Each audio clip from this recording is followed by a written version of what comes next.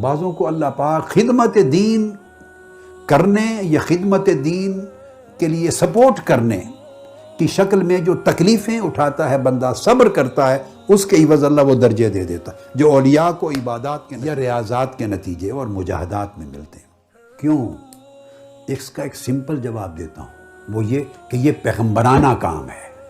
پہلی امتوں میں یہ کام پیغمبر انجام دیتے تھے، اب ختم نبوت کی وجہ سے پیغمبر نہیں آئیں گے، پیغمبروں کا کام آقا علیہ السلام کی امت کے کچھ لوگوں اور طبقوں کو سونپ دیا گیا اور وہ قیامت تک آتے رہیں گے۔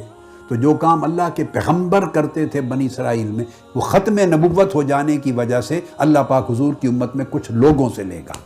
آپ کی تحریک وہ تحریک ہے، آپ کا مشن وہ مشن ہے، اور پھر یہ اس طرح کا مشن ہے کہ اس کے آپ شاخوں اور شعبوں کو گنتے چلے جائیں تو کوئی شمار نہیں ہے، کتنے ڈیفرنٹ ڈائمنشنز میں کام ہو رہے ہیں۔ لہٰذا خوش نصیب ہیں وہ لوگ جو اس میں شریک ہیں، خوش نصیب ہیں وہ لوگ جو اس میں خدمات انجام دے رہے ہیں کسی نہ کسی کیپیسٹی میں، خوش نصیب ہیں وہ لوگ اور وہ فیملیز جن فیملیز کا کوئی نہ کوئی فرد حضور کے دین کروانے کا، بخشوا کے جنت لے جانے کا عقل دے دیا، بڑھاتے جائیں بڑھاتے جائیں۔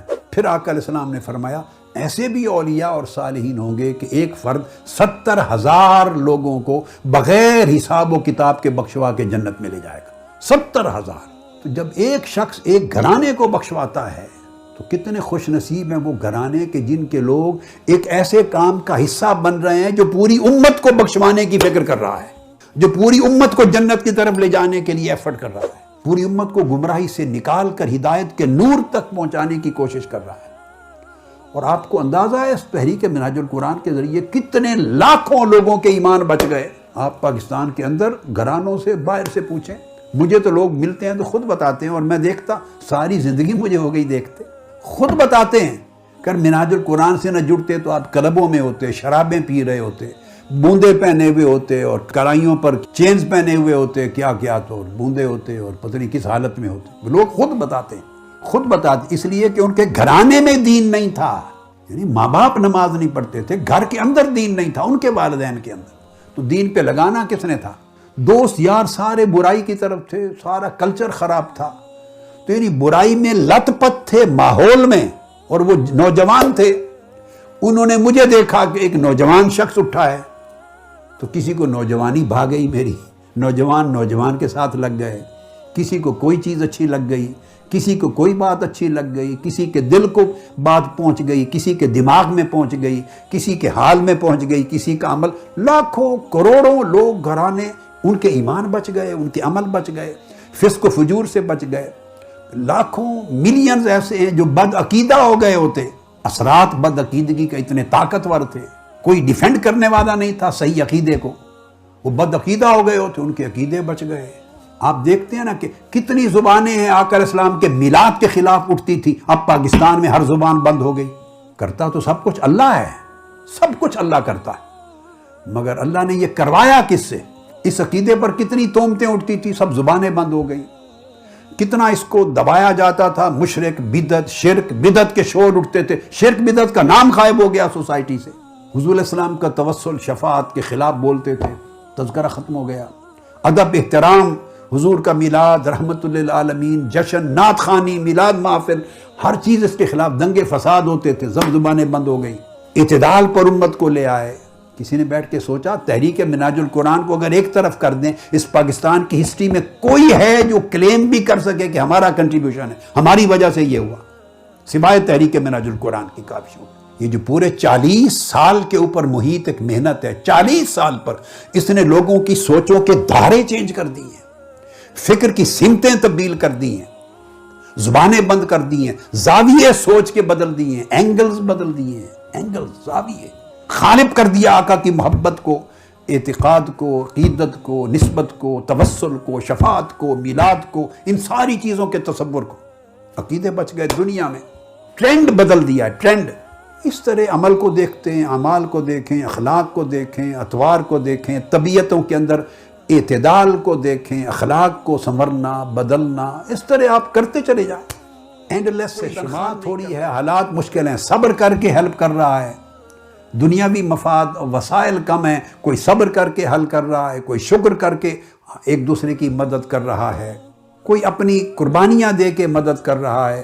یعنی طرح طرح کی قسمیں ہیں ایک دوسرے کی مدد کرنے کے، سپورٹ کرنے کے، ایک دوسرے کو انکریج کرنے کے.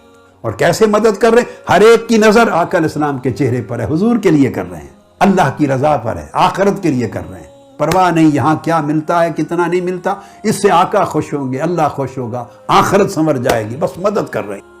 اور مدد کس چیز میں؟ یأمرون بالمعروف وینہون عن المنکر. اب دیکھیے اس کے ساتھ جوڑ دیا، مدد کرتے ہیں اور آگے فرمایا امر بالمعروف کے لیے اور نہی عن المنکر کرتے ہیں. نیکی کو پھیلاتے ہیں، نیکی کو سٹرینگدن کرتے ہیں، حکم دیتے ہیں، فروغ دیتے ہیں، سٹرینگدن کرتے ہیں، تقویت دیتے ہیں. اور برائی کو سے روکتے ہیں، برائی کو مٹاتے ہیں، برائی کو کمزور کرتے ہیں، برائی کا خاتمہ کرنے کی سٹرگل کرتے ہیں. یہ آپ کا کل مشن ہے. اور یہ فرما کر اس کے بعد فرمایا وَيُقِيمُونَ الصَّلَاةَ وَيُؤْتُونَ الزَّكَاةَ، اور نماز قائم کرتے ہیں اور زکوٰۃ دیتے ہیں. آپ دیکھیں نماز قائم کرنا اور زکوٰۃ دینا، اس کا تذکرہ اللہ رب العزت نے بعد میں کیا ہے. امر بالمعروف اور نہی عن المنکر کا ذکر پہلے کیا. بھائی اچھائی کو طاقتور کرنے کی کوئی ایفرٹ ہوگی سوسائٹی میں تو تبھی نماز پڑھنے، پڑھانے اور نماز کو قائم کرنے کا ماحول پیدا ہوگا. اس سے پہلے برائی سے روکتے ہیں، اس سے پہلے بھلائی کو محفوظ کرتے ہیں، اور کیسے ایک دوسرے کی مدد کرتے ہیں، سپورٹ کرتے ہیں. اور یہ کون کرتے ہیں؟ جو مومن مرد اور عورتیں ہوتی ہیں. دیکھیں نا اس ترتیب سے پیچھے بیان کرتے ہوئے آئے. تو تب فرمایا ان لوگوں پر اللہ پاک اپنی رحمت فرمائے گا. تو کیسی خاص رحمت ہوگی جو اتنی تمام چیزوں کو پورا کرنے کے بعد اللہ رب العزت نے بیان فرمائی. اور اسی طرح سورہ الانبیاء میں فرمایا وَجَعَلْنَاهُمْ أَئِمَّةً يَهْدُونَ بِأَمْرِنَا وَأَوْحَيْنَا إِلَيْهِمْ فِعْلَ الْخَيْرَاتِ وَإِقَامَ الصَّلَاةِ وَإِيتَاءَ الزَّكَاةِ وَكَانُوا لَنَا عَابِدِينَ. پھر فرمایا ہم نے انہیں یعنی انبیاء کا ذکر کیا اور ان کا طریقہ سمجھایا کہ ہم نے انہیں پیشوا بنایا، لیڈنگ رول دیا، سوسائٹیز میں لیڈر بنایا. کس چیز کے لیے؟ تاکہ وہ ہمارے سب کو کم زیادہ جتنا جس کا کام ہے اللہ پاک اسی زمرے میں شامل فرماتا ہے. جو لوگ کر رہے ہیں جس سطح پر، جس قدر، جتنا، تو وہ اس کا کام جس کا فائدہ سوسائٹی کو پہنچ رہا ہے، نسلوں کو پہنچ رہا ہے، گھرانوں کو پہنچ رہا ہے، اللہ پاک اس کو اسی قطار میں شامل کرتا ہے اجر میں. ڈیپینڈ کرتا ہے کہ کس کے کام کے اثرات کتنے ہیں، کس کے کام کے کس کے کیا ہیں، مگر وہ ایک لائن ہوتی ہے اجتماعی کام جس سے فعل خیرات کو تقویت پہنچے، نیکی کے کام کو تقویت پہنچے. سب سے پہلے نئی ویڈیوز کو حاصل کرنے کے لیے شیخ الاسلام ڈاکٹر محمد طاہر القادری کے آفیشیل یوٹیوب چینل کو سبسکرائب کریں اور بیل آئیکن کلک کریں.